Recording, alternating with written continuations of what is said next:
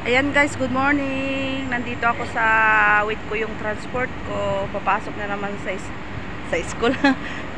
Papasok na naman sa work. Mga langga, walang time na magsukan na ngayon.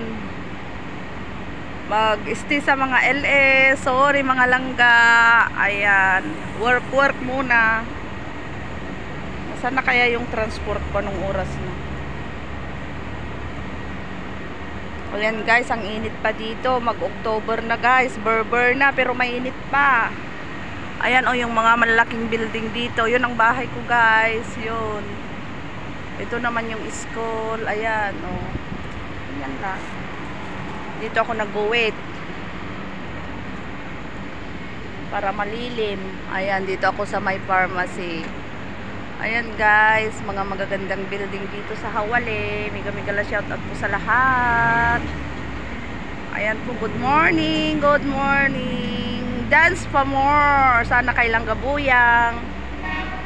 Langga Misi. Pag hindi ako makasupport, sorry. Kasi nasa work ako. Papasok pa ako. Mahaba ang time ko ngayon, 10 to 10. Ayan po guys. Hindi pa ako nag-copy. Ayan, nagkikiyay si sir. Nasaan na kaya sila? Sabi niya bababa na ako, wala pa naman si ate. Ayan, mag-wait lang ng transport. Mega lasat at po sa lahat. Diyan po, na nanonood po ng vlog ko. Salamat po sa inyo guys. Good morning. Good morning, Kuwait. Good afternoon ha.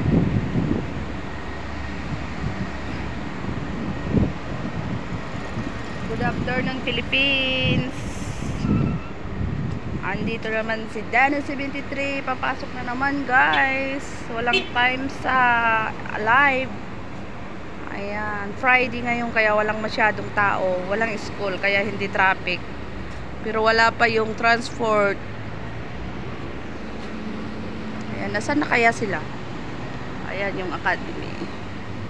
Ayan, may mga kahoy din kaming namamatay na kasi sa sobrang init dito guys. Ayan yung mga building na nagagandahan. Dito tayo uli. Nasaan yan? Yan na yata yung transport ko ah. Ayan. Mega shout out po sa lahat.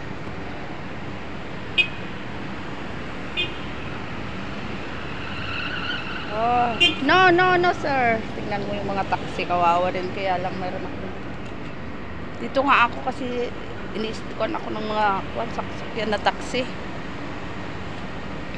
Ayan, wala pa si ate. Sabi niya, nandyan na. Ayan na siya.